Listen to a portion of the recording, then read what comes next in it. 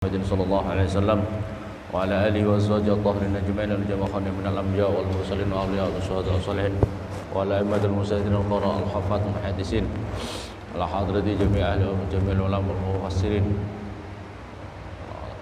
wa ala hadrati mustadna alimna wa syaykhina wa syekhina Syekh Ibnu Zubair walidahum musulihim furihim akrimah halatar kawasanin innallaha yataqassam rahmatahu sul jannah ala darajati fil jannah ya'idu alana ahlana wa dhurriyyatana talabidan min barakati wa asrarin wa anwari wa ulama karamatihim fi dini wa dunya Allahumma ja'alna ahlana wa dhurriyyatana talabidan min ahli al-ilm wal khair wa taj'alna wa ikum al-ihsan wa dhair waqtu lana wa lamussaha wa lafi wassalam wal baraka fi dini ja'alna ya Allah min ibadika al-muttaqin wa al-ta'ani wa aswalina izri salam wa ja'alna وجعلنا هدينا مهتدين برنا متقين سالمين غانمين من كل بلاء الدنيا والآخرة والسرار الفاتحة أعوذ بالله من الشيطان الرجيم بسم الله الرحمن الرحيم الحمد لله رب العالمين الرحمن الرحيم مالك يوم الدين إياك نعبد وإياك نستعين اهدنا الصراط المستقيم صراط الذين أنعمت عليهم ولا الضالين آمين. Bareng-bareng. Bismillahirrahmanirrahim. Qul a'udzu birabbin nas, malikin nas, ilahin nas, min syarril alladzi waswisu fi sudurin nas minal jinnati wan nas. Qul, katakanlah ya Muhammad. Qul, katakanlah ya Muhammad. A'udzu, mohon perlindungan siapa saya, birabbin nasi, dengan Tuhannya manusia, malikin nasi, yang ratoni manusia, yang merajai manusia, raja, raja dirajanya manusia, raja. Malikin nas, yang menjadi apa itu, rajanya manusia. Ilahin nas, yang menjadi Tuhannya manusia. Ini malikin nas sama ilahin nas bisa dijadikan badal, badalani au sifatani au atfa bayanin atau atof bayan. Jadi kedudukannya bisa menjadi badal, sifat atau atof. Min syarril waswasil khannas, min syarril waswas, dari jahatnya setan yang menggoda. Min syarril waswasi, dari jahatnya setan yang menggoda. Al khannasi, yang sembunyi. Yang sembunyi itu apa? Bisa bermakna juga mundur. Al khannas itu bisa bermakna, tapi maksudnya adalah bersembunyi ya. Bersembunyi. Alladzi, yang setan ini, yang khannas ini, yuwaswisu, yang menggoda. Siapa setan? Fi sudurin nasi, di dalam dada-dadanya manusia. Fi sudurin nasi, di dalam dada-dadanya manusia. Minal jinnati, daripada setan yang daripada bangsa jin, gaib, yang tidak kelihatan, wanasi, dan dari jenisnya manusia. Wanasi, dan manusia. Ini apa, ayat surat An-Nas. Jadi ini Allah Subhanahu wa taala menjadikan, perhatikan di sini, qul a'udzu birabbin nas. Jadi Allah Subhanahu wa taala yang pertama mempunyai sifat rububiyah ya. Qul a'udzu, katakanlah ya Muhammad, a'udzu, saya mohon perlindungan, birabbin nas, dengan Tuhannya manusia. Jadi Allah Subhanahu wa taala di dalam hal ini mempunyai sifat rububiyah. Mempunyai sifat apa? Rububiyah itu adalah sang pemelihara segala sesuatu. Jadi Allah Subhanahu wa taala itu adalah sang pemelihara segala sesuatu. Semuanya di alam semesta ini dalam rububiyahnya Allah, dalam pemeliharanya Allah. Alam semesta yang luar biasa ini, ya, planet-planet yang tidak bisa terjangkau oleh kemampuan teknologi manusia, ya, maksudnya sangat jauh. Hatta rububiyahnya Allah itu luar biasa. Makhluk-makhluk yang ada di darat, di laut, yang ada di semesta alam ini di dalam rububiyahnya Allah Subhanahu wa taala. Ya Allah, luar biasa. Jadi apa ini? Allah yang pertama mempunyai sifat apa namanya? Rubu. Yang berikutnya lagi Allah terus kul a'udzu birabbinas malikin nas. Nah, yang menjadi rajanya para manusia, makhluk. Manusia itu adalah bagian daripada makhluk. Jadi rajanya seluruh makhluk alam semesta itu siapa? Allah Subhanahu. Jadi Allah mempunyai sifat apa itu? Al-mulk atau raja. Raja diraja. Terus yang berikutnya lagi ilahin nas. Allah Subhanahu wa taala mempunyai sifat uluhiyah atau sifat ketuhanan. Tuhan, sifat ketuhanan.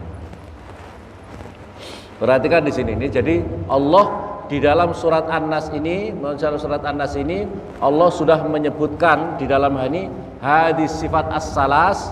Ini sifat-sifat salas min sifatir Rabb. Sifat yang tiga ini adalah termasuk sifat-sifatnya Allah Subhanahu wa taala. Nanti kalian catat ya. Jadi di dalam surat An-Nas ini di sini Allah Subhanahu wa taala menyebutkan tiga sifatnya Allah. Allah Subhanahu wa taala di dalam hal ini menunjukkan sifat ketiga sifatnya Allah Subhanahu wa taala. Yang pertama apa tadi? Yang pertama apa? Rubu. Yang kedua apa?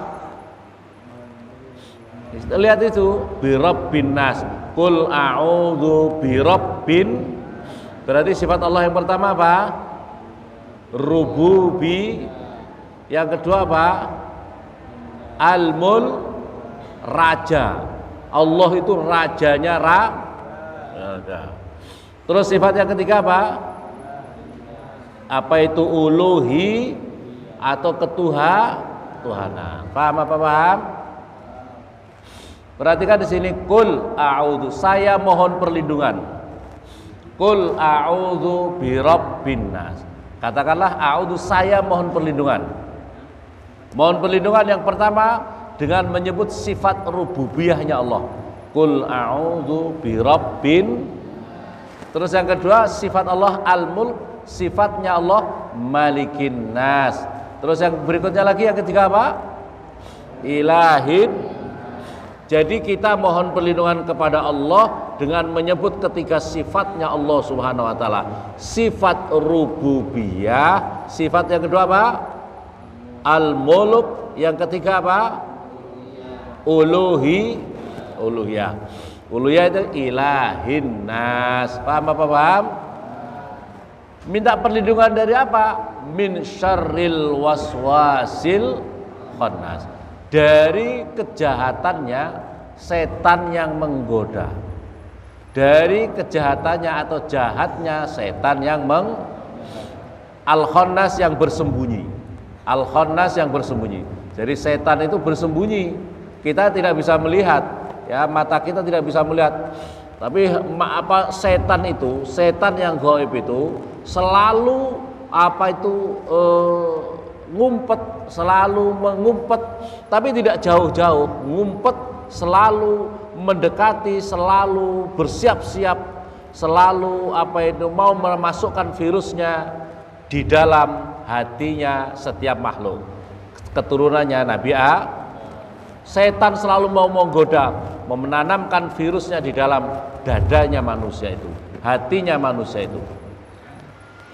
Al-khannas alladzi yang yuwaswisu, yang dengan itu yuwaswisu, setan itu yang bisa menggoda dalam dadanya manusia. Minal jinnati, setan itu dari jenisnya jin, artinya bangsa gaib, wan nasi dan manusia.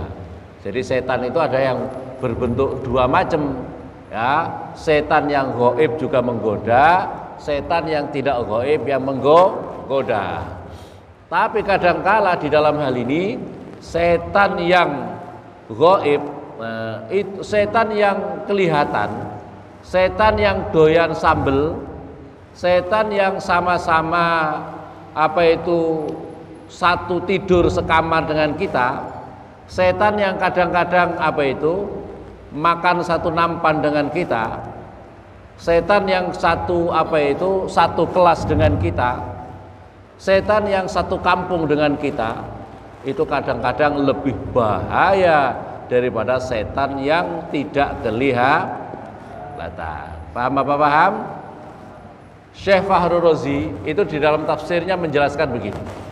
Suatu ketika kata-kata beliau di dalam pengajiannya, wahai jamaah, ketahuilah bahwasanya setiap manusia, gitu ya, setiap manusia yang mau beramal baik, mau mondok itu beramal baik tidak? Mau sholat baik apa tidak?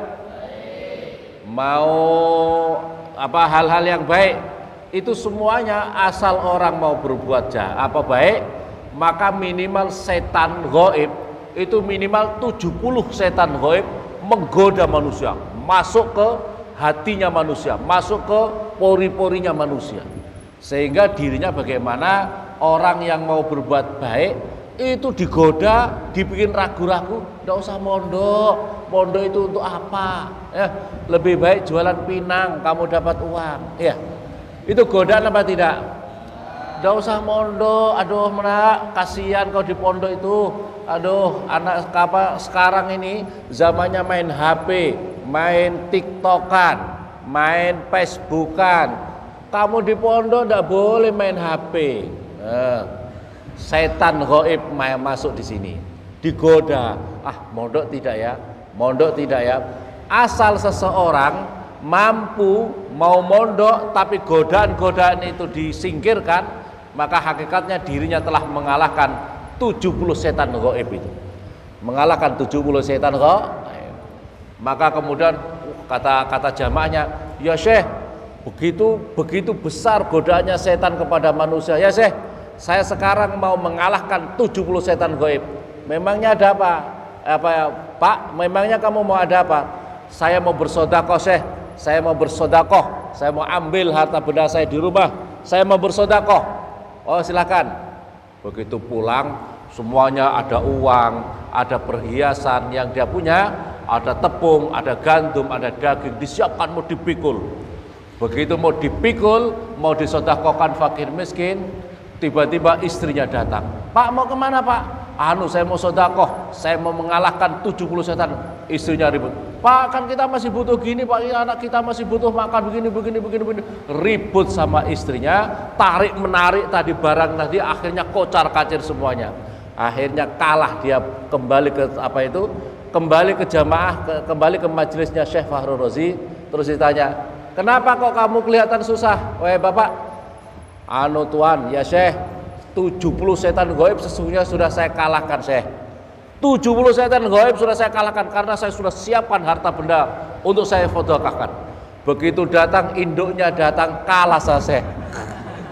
Ternyata di sini maksudnya induknya setan itu bisa juga dari istri kita, dari istri kamu. Anak kamu kenapa dipondokkan Pak? Aduh kasihan, nanti gudiken. Nanti gudikan di pondok. Masya Allah, ya Rabbi subhanallah. Paham?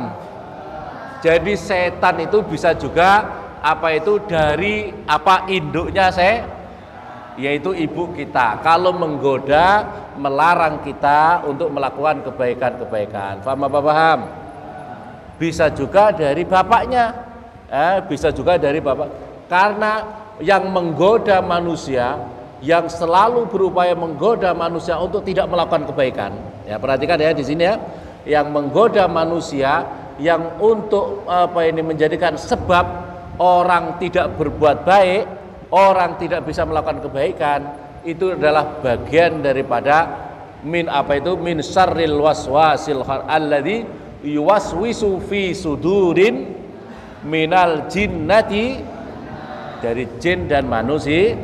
Nah, maka oleh karena itu hati-hati. Kalau kamu punya teman, enggak usah ngaji, tidur saja, berarti teman kamu itu termasuk bagian daripada min syarri min alladzi yuwaswisu fi sudurin. Paham apa paham? Jadi setan itu pokoknya yang menggoda kita untuk melakukan kebaikan-kebaikan, itu adalah perlu kita berdoa kepada Allah untuk kita dihindarkan dari berbagai godaan-godaan. Setan bisa juga dari teman kita, paham ya? Bisa jadi teman kita, itu yang paling berat. Setan, makanya ada yang katakan setan gaib, setan yang bisa doyan sambel ya.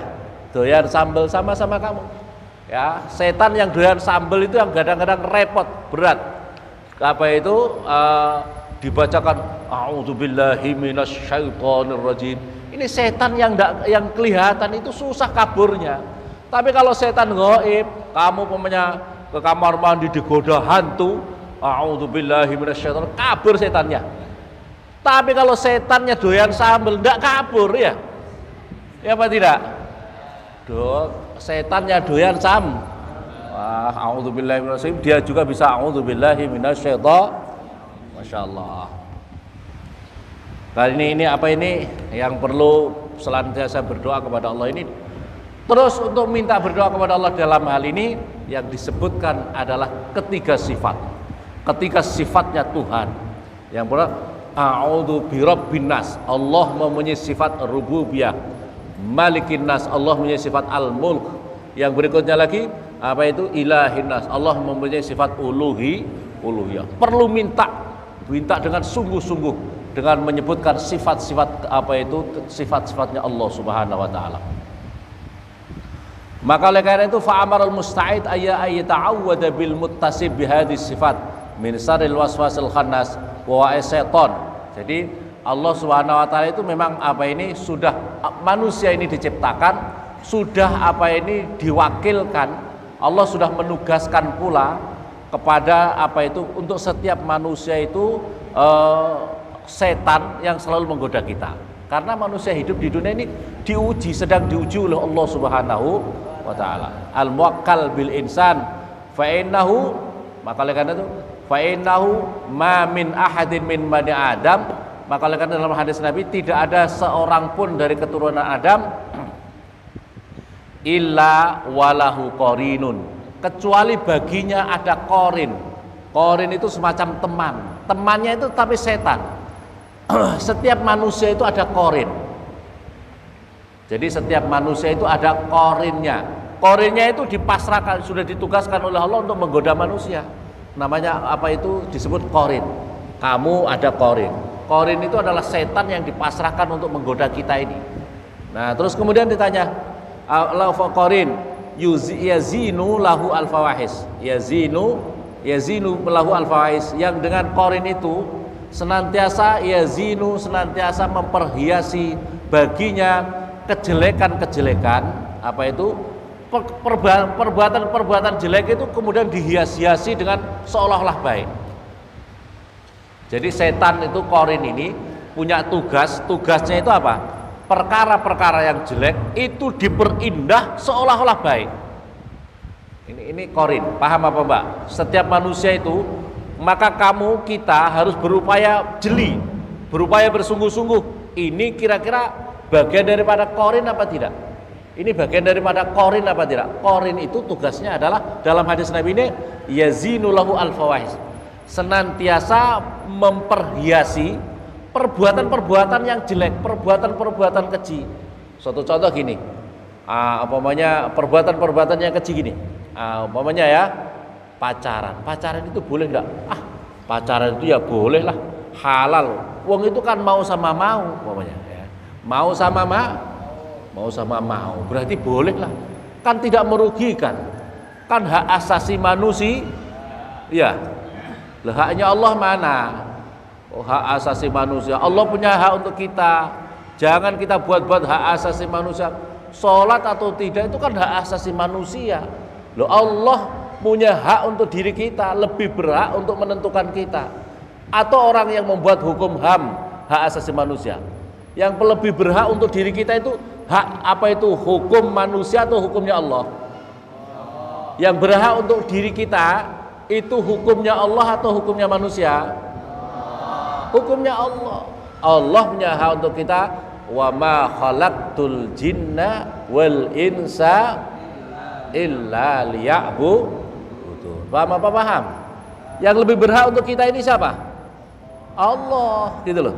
Kok manusia bikin-bikin hak asasi manusia, sholat tidak sholat itu dia punya hak loh. Kita itu kalau ada hukum agama, kalau di dalam hukum punya kau di Mekah, maunya di Mekah Madinah ya, Mekah Madinah itu ada hukum maunya. Kau umpamanya ada apa toko, waktunya sholat, kau masih buka, langsung sama aparat datangi, cabut semuanya, langsung ditutup, toko itu ditutup, ditutup oleh negara, tidak boleh lagi apa itu dibuka, kemudian izinnya dicabut, kepemilikannya dicabut oleh negara. Kalau mempunyai negara kalau di sana seperti itu tidak boleh. Itu apa? Karena haknya Allah.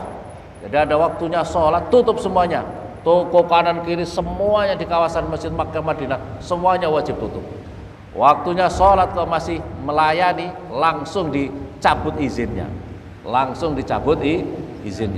gitu tegas harus. Makanya paham apa paham. Nah di sini setan itu selalu menggoda.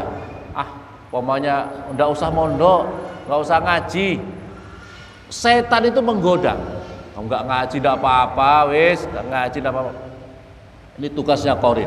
Qarin itu selalu berupaya menghias-hiasi, memperindah perbuatan-perbuatan jahat, perbuatan-perbuatan maksiat itu diperindah oleh setan. Senengnya manusia apa? Senengnya pacaran, senengnya apa? Mabuk-mabuk, senengnya apa? Apa itu meninggalin sholat, senengnya apa? Berjudi, senengnya apa? Itu dibikin indah oleh setan. Nah, masalah perjudian, masya Allah luar biasa, betul. Pokoknya apa itu judi, seolah-olah judi itu adalah sesuatu yang bikin happy luar biasa. Hebat, judi itu adalah seolah-olah dibikin bahwasanya kalau kamu ingin kaya harus judi. Oh, ini setan main di sini. Makanya oleh karena itu orang-orang yang terjerumus dalam hal-hal itu sesungguhnya dia sedang terjebak oleh virusnya Qarin, setan ya, setan yang selalu menggoda manusia. Paham apa paham? Jadi Qarin. Terus wala ya'luhu, dan tidak mengenal apa itu, dan tidak pernah mengenal lelah. Oh ini paham, perhatikan di sini. Setan itu tidak pernah mengenal lelah, tidak pernah mengenal bosen untuk menggoda manusia. Tidak pernah mengenal lelah, tidak pernah mengenal bosen. Luar biasa. Kalah itu dalam hal ini. Setan itu mujahadahnya top. Tidak pernah bosen, setan tidak pernah bosen goda manusia. Sekarang ditolak, besok lagi. Bahkan kadang-kadang ustadznya aja kalah. Mujahadah dalam kebaikan, betul apa betul? Ustadznya kadang-kadang subuh, kadang-kadang enggak. Iya. Berarti kalau gitu perlu belajar semangatnya setan itu. Ustadz-ustadz yang males-males, atau kita santri-santri. Yo. Santri-santri yang males-males ngaji, males-males jamaah, males-males apa dalam kebaikan. Dalam hal ini mungkin perlu belajar sama semangatnya iblis. Perlu belajar semangatnya sama iblis itu tidak pernah bosan, padahal tahu bahwa dirinya ahli neraka, bahwa dirinya salah. Itu pun semangatnya luar biasa. Loh, kamu yang benar, kamu yang berjuang dalam kebenaran, kok jadi pemalas kamu? Kok udah istiqomah kamu? Kira-kira perlu sama iblis apa enggak? Perlu belajar sama iblis apa tidak itu? Oh, ya Allah, itu coba iblis itu janjinya aja, ya Allah, karena saya mau disesatkan, Saya dikasih umur yang panjang wahai Allah, mintanya sama. Saya kasih umur yang panjang. Nah, saya nanti minta umur yang panjang, aku akan sesatkan semuanya keturunan anak Adam. Dikabulkan sama Allah. Ya, kamu saya kasih umur panjang sampai hari kiamat, tapi kamu mal'un beserta seluruh keturunan kamu masuk neraka. Wes enggak apa-apa ya Allah. Kita pakai bahasa seperti enggak apa-apa ya Allah, saya masuk neraka seluruh anak turunku, tapi aku punya motivasi seluruh keturunan Adam, aku sesatkan semua masuk neraka. Masya Allah, semangati loh, iblis itu semangat, padahal sesat, padahal ahli neraka. Loh, kami yang benar, santri yang benar, ngaji itu benar, ngaji dapat pahala, mengantarkan surga, kok nggak semangat? Ustadz kok nggak semangat dalam khidmat nang agama? Yang nggak semangat ya enaknya minggir, nggih napa mboten? Yang nggak semangat minggir karena ngeruweti. Nggak semangat itu ngeruwe. Betul apa betul? Hidup itu adalah seperti perjalanan. Dalam perjalanan kau naik motor rame-rame. Ini naik motor punya santri ini ada 150. Naik motor semuanya, jalannya pas-pasan. Jalannya pas-pas. Contoh ini ilustrasi. Naik motor 150 orang. Kira-kira padat apa enggak jalan ini? Yang di depan orangnya males-males. Jalan pakai motor, main HP, ya gimana kabarnya, akhirnya motornya lambat. Karena lambat bikin jengkel yang belakang-belakang. Padahal yang belakang-belakang itu banyak kebutuhan, mungkin mau ke sini, tapi yang di depan, malah ganggu jalan. Dia happy, jalannya happy, main HP, masih mangan sambil makan cilok, menyopir makan cilok, akhirnya apa? Nggak bisa cepet. Ganggu apa enggak perjalanan? Ganggu perjalanan. Makanya harus seirama, semangat jalan sama-sama. Yang enggak sama-sama itu bikin lebih bagus ditaruh di bank. Taruh di bank. Paham apa paham? Santri ada yang mau siap masuk bengkel? Jawabannya wal ma'sum man asumahullah. Jadi yang terlindungi adalah orang yang dilindungi oleh Allah Subhanahu wa taala. Wa qad sabata fil hadis sahih. Sungguh datang dari hadis yang sahih, annahu ma min ahadin. Kata Rasulullah sallallahu alaihi wasallam, tidak ada dari seorang illa waqad wukila bihi qarinuhu. Tidak ada dari seorang pun kecuali orang itu sudah ditugaskan baginya qarinuhu. Qarin itu teman atau setan, atau bahasanya setan korinnya, ya temannya, dirinya yang ditugaskan untuk dirinya. Qalu, sahabat bertanya, wa anta ya Rasulullah, apakah juga engkau ya Rasulullah? Qala na'am, iya, saya juga ada korinnya, kata Rasulullah, saya juga ada korinnya. Illa innallaha a'anani, kecuali Allah telah menolong diriku, alaihi fa aslama fala ya'murani illa bi khairin, sehingga setan itu menyerah, setan itu menjadi muslim, pasrah ke tidak pernah memerintahkan diriku kecuali dalam kebaikan. Jadi korin itu apa ya? Korin ini berarti korin itu bisa juga mengajak kamu dalam kebaikan. Ibaratnya dalam hal ini ibaratnya gini. Jadi saya mau mengilustrasikan. Jadi kalau gitu korin itu ibaratnya adalah semacam kuda. Semacam kuda tunggangan, kuda yang liar. Nah, manusia itu setiap lahir, setiap keturunan sudah punya kuda. Kalau saya ibaratkan semacam kuda. Kalau kamu manusia bisa mengendalikan kuda yang liar tadi, maka kuda itu bisa dinaiki dengan enak. Kamu mau ke Arso, naik kuda, truk, jalan ke Arso, enak. Tapi kalau kudanya liar, begitu kau naik, kamu dibikin jatuh oleh kuda. Ya, kamu mau beraktivitas dengan kuda, kamu akan dijatuhkan, bisa mati, bisa patah tulang, bisa sakit. Maka ibaratnya seperti itu. Korin ini seperti. Jadi bagaimana sesungguhnya kita berupaya, korin tidak bisa dihilangkan, Yang bisa adalah dikendalikan. Korin itu tidak bisa dihilangkan, tapi harus berupaya kita kendalikan. Paham apa paham? Jadi kita harus berupaya mengendalikan. Wa qala Nabi sallallahu alaihi wasallam, inna syaitan yajri min ibni Adam majradam. Sesungguhnya setan ini berjalan daripada keturunan Anda seperti jalannya apa itu aliran darah. Wa inni khasitu an ayaktifa fi qulubikuma shay'an aw qala sarran. Dan saya mengkhawatirkan apa itu agar supaya setan itu memasukkan di dalam kedua hati kalian apa sesuatu atau suatu kejelekan. Aw qala sarran. Jadi yang dikhawatirkan Rasulullah jangan sampai kalian apa itu terkena virusnya. Maksudnya terkena virusnya setan. Wa qala Nabi dalam keterangan hadis yang lain juga la taqul ta'isa syaitan. Kamu sudah mengenal setan gini, tapi kamu jangan sedikit-sedikit celakalah setan. Hancurlah setan, jangan hancur setan. Kalau kamu mengatakan celakalah setan seperti itu, maka ta'al zama. Setan kalau kamu bicara cuma seperti itu, celaka setan, hancurlah setan. Apa itu? Cuma kamu bilang begitu saja, maka setan itu menjadi besar, menjadi semakin besar. Artinya dalam hal ini nafsu yang berbicara, setan kurang ngajar, setan menjadi semakin besar. Karena kamu berbicara dengan nafsu, karena kamu motivasinya dengan nafsu. Tapi apa yang disampaikan Rasulullah? Waqala biquwwati saratu. Tetapi kata Rasulullah, dengan apa itu anugerah kekuatan yang ada pada diriku, aku apa itu jatuhkan setan ini. Wa idza qulta, kata Rasulullah, kalau kamu mengucapkan bismillah, artinya kalau kamu mengucapkan bismillah atau kamu mengucapkan zikir kepada Allah Subhanahu wa taala, maka apa itu tasaghara, menjadi setan itu menjadi sangat kecil. Kalau kamu berzikir kepada Allah, setan menjadi semakin kecil. Hatta yasir mislu dubab wa ghalaba.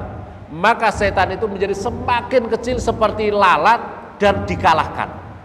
Jadi oleh karena itu kuncinya dalam hal ini, perhatikan ya, kuncinya kalau kamu ingin mengalahkan setan, paham apa paham? Kuncinya kalau kamu ingin mengalahkan setan, kamu harus memperbanyak zikir kepada Allah Subhanahu wa taala. Maka kita diajari di sini, la illallah, la illallah, la illallah. Zikir kepada Allah. Kalau kamu zikir kepada Allah, dihayati.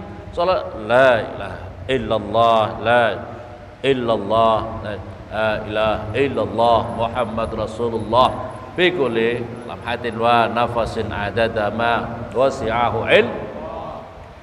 Kalau kamu bisa dengan ikhlas mengucapkan zikir ini, maka hati kamu menjadi tenang. Ala bi dzikrillahi tatmain